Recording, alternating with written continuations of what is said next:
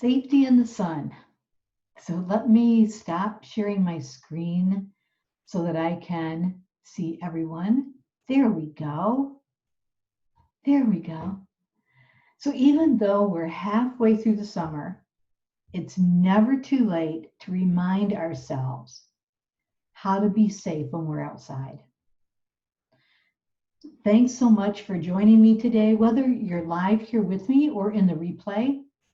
In case we've never met, I'm Deborah Loader. I'm a certified health and wellness coach, and my specialty is transformational coaching. While I work with women on many different life areas, I always look at health. If you feel healthy and vibrant, anything else in your life is possible. Anything else is possible. I work with professional women who are exhausted from trying to do it all well. I help them uncover or discover their superpowers so they can create the life that they truly desire. Everyone loves the warmth of the sun on their skin, but how much sun is too much sun? And what can you do to prevent and treat sunburn? And how do you know if a suspicious spot should be checked out by a professional? You're about to find out the answers to all your sun-related questions during our 15 minutes together tonight. If you have anything else that comes up as we go through this workshop, please just go ahead and put it in the chat. All right, let's get started. We all need vitamin D. It helps our bones, and without it, we're at risk of conditions like osteoporosis. Vitamin D also helps boost the immune system, and that's top of most people's minds right now. When your skin is exposed to sunlight, it manufactures vitamin D. However, letting the sun just beat down on you isn't the only way to satisfy your vitamin D requirement. Fatty fish, egg yolks, beef liver, and cheese are all good sources of vitamin D. You can also find milk and orange juice that have been fortified with vitamin D. If you don't think that you're getting enough, supplements are a really good option. Let's talk about sunscreens. How do sunscreens work? Ingredients like zinc oxide and titanium dioxide and other minerals act as a physical sunblock. They reflect the UV rays from the skin. Now you remember the white colored noses on the beachgoers in the 80s and the 90s? That was like zinc oxide. Thankfully, manufacturers today can make these compounds much smaller so that your sunscreen can kind of blend in with your skin. Now, while sunscreen is essential, it should be actually your last resort. These are some tips from the EWG, the Environmental Working Group, EWG. And their mission is to empower people to live healthier lives in a healthier environment. They have tons of information on safe sunscreens. And their website, I'm going to put that in the chat. Their website is www.ewg.org/sunscreen. And they have recommendations that you can do before using sunscreens. Wear clothes, right? Shirts and hats, shorts and pants shield your skin from the sun's UV rays. Plan around the sun. Go outdoors in the early morning or the late afternoon when the sun is lower in the sky. Find shade or make it.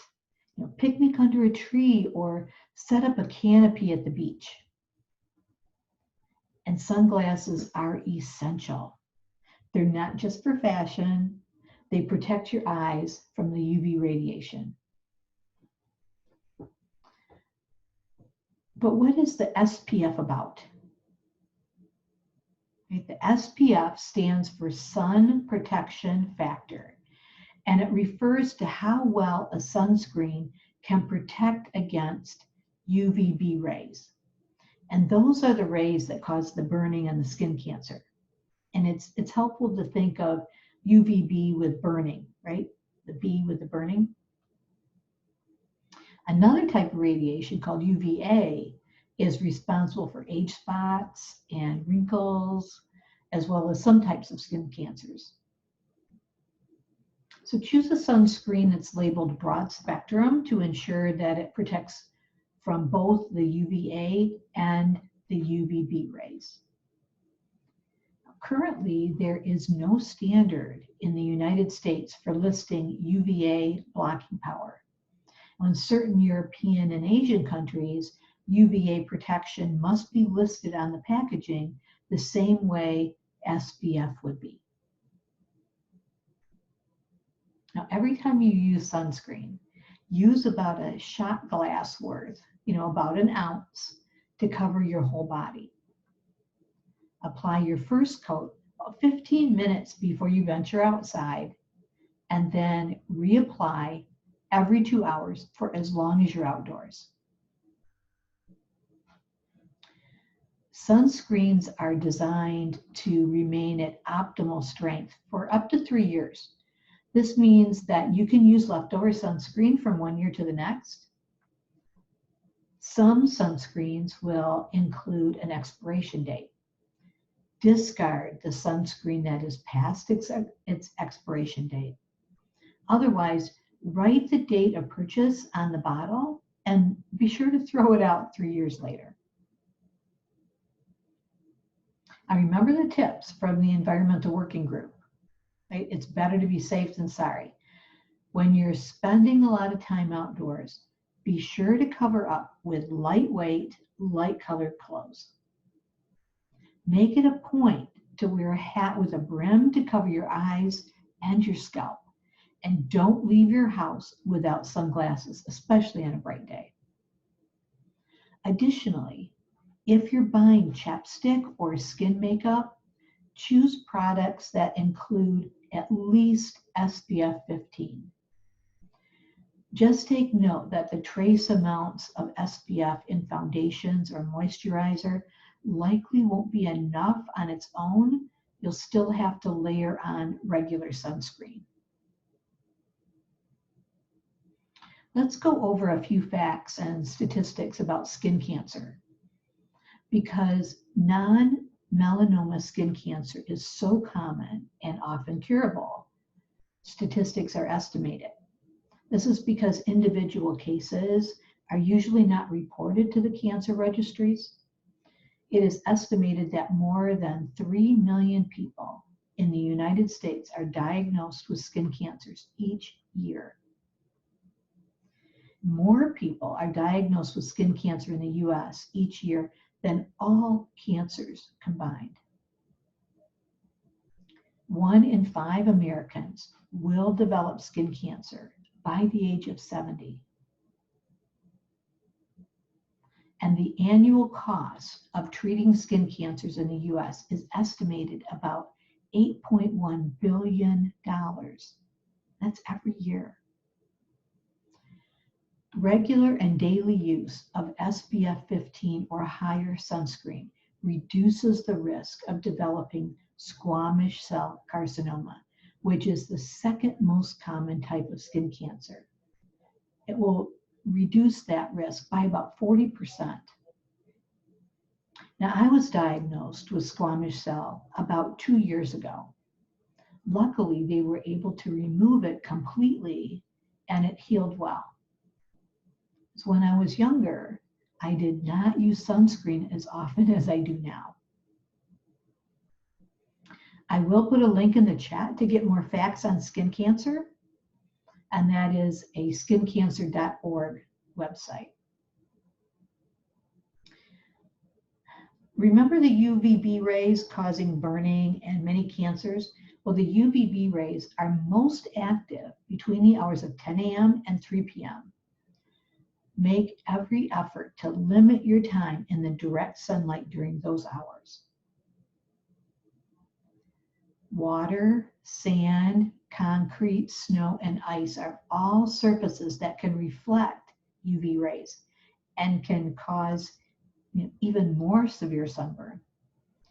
Further evidence that you should be wearing sunscreen year-round, yes, even in the winter. Also, up to 80% of the sun's UV rays can pass through the clouds, which means that you can still get a serious sunburn even on an overcast day. I know I've been sunburned on a cloudy day. How about you? Anybody have usually it's even a more severe burn on a cloudy day. It's a common misconception that darker complexions don't need sunscreen. Well, melanin does protect from a small amount of UV rays. Every shade of skin needs sun protection. If you have a dark skin tone, you've likely got a natural skin protectant of about an SPF 13. You need about an SPF 30 for reliable protection. No matter your skin tone, you're still at risk of cancer and wrinkles, dark spots, and burning from excessive sun exposure.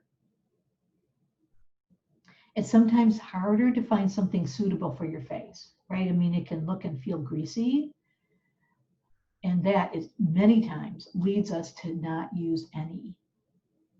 One thing you can try is looking for a tinted sunscreen or layer sunscreen underneath your regular foundation or powder.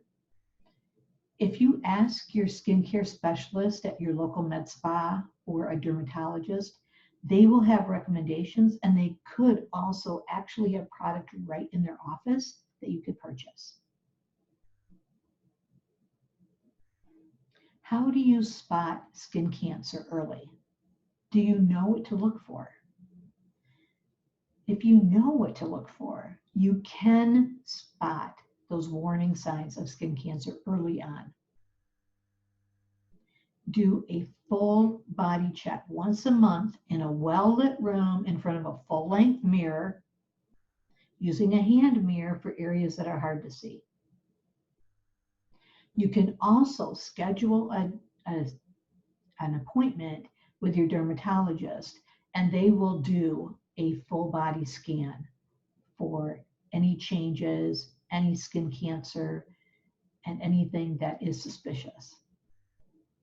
If you're doing your own, this is always a good thing to do anyway. Once a month, you want to follow the ABCDE rule. Asymmetry, border, color, diameter, evolving. And for more information, I'm going to put the link in the chat. It is a cancer.org website on how to spot skin cancer. I'll post that for your reference. So if the sun is bad for you, what about tanning beds? Tanning beds are not safer than the sun. Whether indoor or outdoor UV rays, your skin will still suffer. And also, tanning beds don't help your body make vitamin D. They emit mostly UVA light, while your body needs UVB to create vitamin D. What's another option? A tanning spray? I mean, most people fear looking orange from a spray tan, but thanks to technology and a lot of experimentation, that doesn't happen as much these days. And if you love the way you look with a tan, do a little research to find a quality product. Another thing about the sun and sun safety to keep in mind is if you are in a high altitude location or closer to the equator, you're more at risk of burning. So take this into account when you're on vacation. While there's no proof that water can protect you from the sun, despite what some may claim, it is important to stay hydrated when you're spending time in the sun. Carry water with you when you're spending time outdoors, Aim to drink more than you would on a typical day spent indoors to avoid heat stroke and dehydration. What's a good way to prevent peeling? Right. Once you come inside from a sunny day, immediately apply a moisturizer or aloe-based gel to your skin. This will help keep it hydrated and make it less likely to peel. How about creating your own after sun skin tonic? Here's one to try with just 4 ingredients. In a blender, puree a 1/4 cup of jojoba oil. Jojoba. Jojoba oil. And a 1/4 cup of aloe vera gel. Then add 2 tablespoons of coconut oil and 2 to 3 drops of essential oil like lavender, and then mix on low to combine. And pour that into a sealable jar and keep it in the refrigerator for maximum relief after a day in the sun. Well, now what? You've tried to take precautions, but you still get a burn. Here's a few tips to heal your skin. Take frequent cool baths or showers and immediately apply a moisturizer to help trap the water in your skin as soon as you step out. Grab aloe gel and keep it in the fridge to keep it cool, and apply as necessary. Consider taking aspirin or ibuprofen to help reduce any swelling or discomfort. If your skin blisters, don't pop them. Don't pop them. Blistering skin means you have a 2nd-degree sunburn. Take extra care to protect your sunburned skin from the sun and other elements as it heals. Wear loose, tightly woven fabrics that will help protect your skin from the sun and the wind. This workshop was put together for you with using lots of resources. If you would like the list, let me know, and I'll send you all of the links for the research. Thanks so much for taking the time to join me tonight. I want you to be able to enjoy feeling the warm sun on your face and going to the beach and having family picnics, but I want you to be able to do it safely. I hope these tips have helped give you some ideas to enjoy summer and be safe in the sun. I love spending this time with you, whether live or on the replay. And if you have any additional questions, if they come up after this webinar is over, just feel free to email me or give me a call. Here is a slide of all of my contact information. Let me share my screen.